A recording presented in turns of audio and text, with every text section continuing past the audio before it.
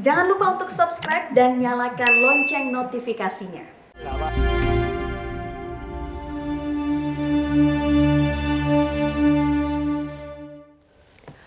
Pemirsa, mengapa status Gunung Semeru masih berada di level 2 atau waspada meski sudah terjadi letusan besar hingga radius 11 km pada Sabtu sore lalu?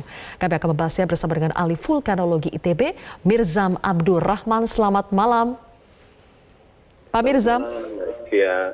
Baik, Malam, Pak Mirzam, Kepala PVMBG Andiani tadi meluruskan bahwa yang terjadi pada Gunung Semeru itu bukan erupsi, melainkan awan panas guguran atau APG. Kemudian ada lagi yang menyatakan bahwa ini adalah guguran kubah lava, Pak. Apa bedanya ketiga istilah tersebut?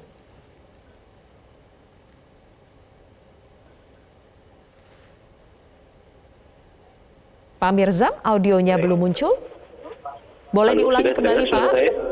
Ya, sekarang sudah. Boleh diulangi kembali, Pak, jawabannya? Iya, ini saya mencoba menyederhanakan sehingga kemudian mudah dipahami juga sama masyarakat.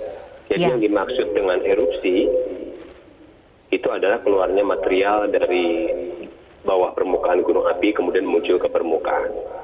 Mekanismenya ada dua, ada yang sifatnya efusif berupa aliran lava, dan ada juga yang eksplosif, yaitu berupa aliran piroklastik atau guguran awan panas. Nah, jadi selama ada material yang keluar, kemudian itu yang dikatakan sebagai erupsi. Bagaimana dengan lahar? Lahar ini mekanismenya berikutnya. Ada yang berkaitan dengan erupsi, ada juga yang tidak berkaitan dengan erupsi, yang disebut sebagai lahar hujan atau juga lahar dingin. Kira-kira demikian, Mbak. Oke, jadi apakah yang disebut erupsi itu hanya mempertimbangkan pemantauan atau data gempa tektonik dalamnya atau bagaimana, Pak Mirzam? Sebenarnya kalau dikatakan erupsi lebih kepada mekanisme kemudian keluarnya material melalui kepundan gunung api ke atas permukaan bumi, itulah erupsi. Yang dimana mekanismenya dibagi menjadi dua, ada yang eksplosif maupun efusif. Tanda-tandanya tidak harus selalu pakai instrumen. Itu early warning yang sifatnya modern pakai instrumen, tapi juga ada early warning yang kemudian sifatnya konvensional. Itu yang dilakukan masyarakat yang ditinggal di sekitar gunung api seperti masyarakat Semeru, mengamati kegempaan, kemudian perilaku binatang, adanya mata air yang kering dan sebagainya. Oke. Pak Mirzam, masih banyak yang belum memahami kenapa sejak erupsi status Gunung Semeru sampai saat ini tuh masih berada di level 2 atau waspada, Pak. Padahal luncuran awan panas gugurannya sempat menyentuh sampai 11 km radiusnya. Nah, ini perlu kita sampaikan lagi, kita perlu diskusikan bahwa pembagian level 1, 2, 3, dan 4 itu sebenarnya adalah berdasarkan aktivitasnya. Level 1 tidak ada kegiatan sama sekali. Level 2 adanya seismisitas yang sedikit meningkat. Level 3 seismisitasnya meningkat sangat intensif kemudian diikuti oleh letusan kecil. Kemudian level 4 adalah terjadi erupsi yang berpotensi menimbulkan bahaya. Nah, kalau kita mengacu pada itu, maka tidak adanya peningkatan seismisitas yang signifikan, maka benar akan diletakkan pada level 2. Nah, tapi yang kemudian menarik adalah bahwa perubahan nilai siaga level 1, 2, 3, 4 ini tidak selalu berurut di alam, termasuk di gunung api. Jadi tidak harus 1 kemudian kedua. 2 itu bisa langsung ke 4, 1 itu bisa langsung ke 3. Karena ada proses-proses yang bisa mempercepat. Salah satunya adalah hujan yang terjadi di Semeru kali ini. Oke, jadi kalau menurut Pak Mirzam memang sejauh ini PVMBG sudah menetapkan status Gunung Semeru ini berdasarkan indikator yang memang sudah terpenuhi, ya? Iya, betul. Kalau berdasarkan pengamatannya adalah berdasarkan pembagian level itu sudah memenuhi begitu. Tapi kemudian diskusi menjadi berkembang, kenapa kemudian seolah itu ya early warning system tidak bekerja dengan baik. Ini sebenarnya erupsi 2021 ini tidak sama persis dengan erupsi 2020. Ada yang berbeda. Apa bedanya itu? Kemudian, nah ini Mbak, letusan 2020 volume yang dikeluarkannya cukup besar, sehingga pada waktu volume itu mau dikeluarkan, kegempaan itu bisa dirasakan tidak hanya oleh seismometer, tidak hanya oleh instrumen, tapi oleh masyarakat yang berada di sekitar sana. Letusan 2021 seismisitasnya lemah, bisa dirasakan oleh alat dan hanya bisa dirasakan oleh orang-orang dalam keadaan tenang. Misalkan sedang minum, sedang istirahat. Tapi kalau sedang mereka beraktivitas, tidak terasa. Oke. Sehingga orang mengatakan, tahun ini tidak ada kegempaan, tapi sebagian juga merasakan. Artinya ada sesuatu yang baru yang perlu kita pelajari dalam case Semeru kali ini, bahwa Semeru di letusan 2021 tanpa aktivitas kegempaan yang signifikan, tetapi didahului oleh hujan yang membuat tutup dari Semeru itu tekanannya berkurang karena abu vulkaniknya itu dicuci menjadi lahar, maka kehilangan tekanan seperti minuman bersoda itu yang kemudian dibuka tutupnya.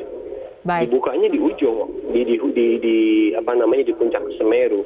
Orang yang jauh dari puncak Semeru tidak hujan, mereka tidak tahu bahwa di atas sana sedang terjadi pembukaan pelepasan energi dari Semeru. Inilah yang berbeda.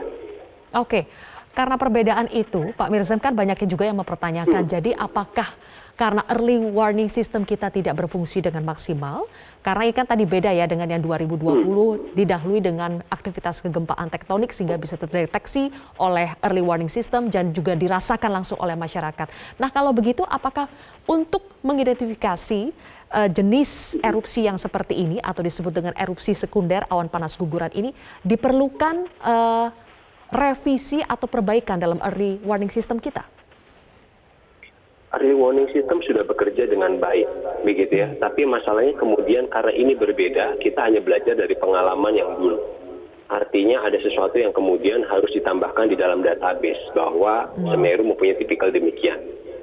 Nah, masyarakat pun itu harus memahami bahwa sekarang secara alami memberikan tanda-tanda yang lain.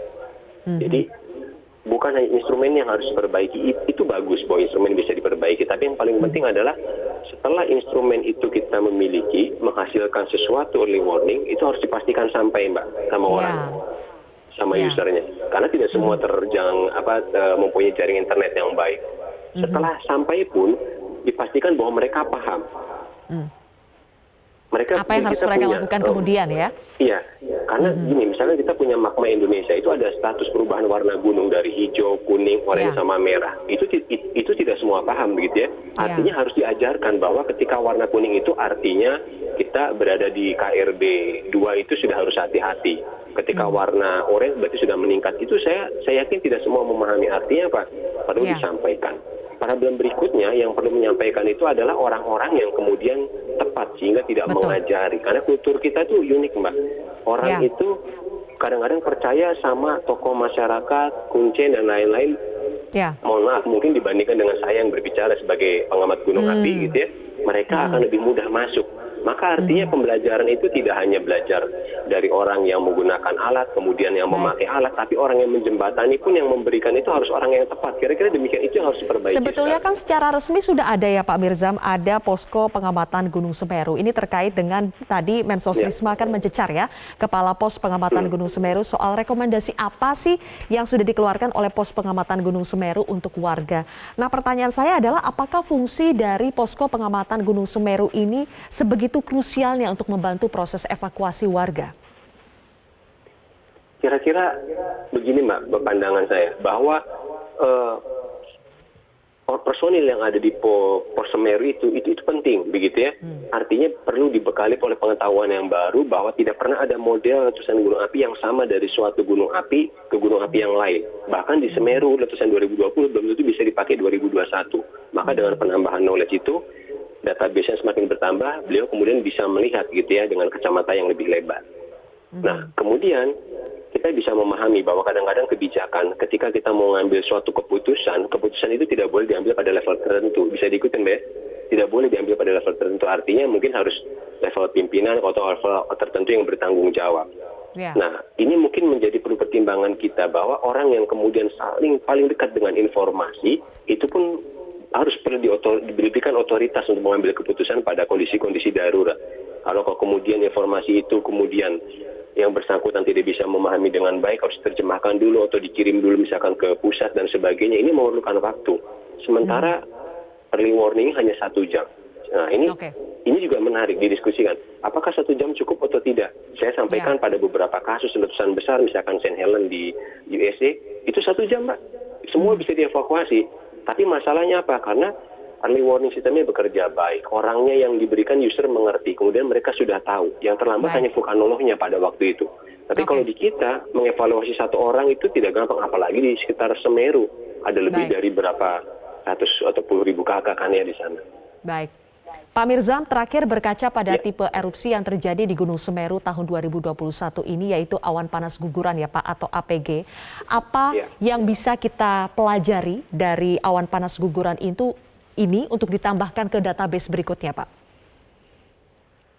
Letusan 2021 mengajarkan bahwa Semeru tidak hanya berbahaya diawali dengan kegempaan dan kemudian meletus, kemudian diikuti laharnya. Tapi bisa juga ada letusan baru yang kemudian bisa di-trigger dari pelemahan tutupnya. Waktu dibuka tutupnya itu adalah hujan di bagian puncak Semeru yang kemudian mengerosi, menghasilkan lahar, kemudian baru diikuti oleh hujan. Nah, tapi Semeru itu tetap memberikan informasinya.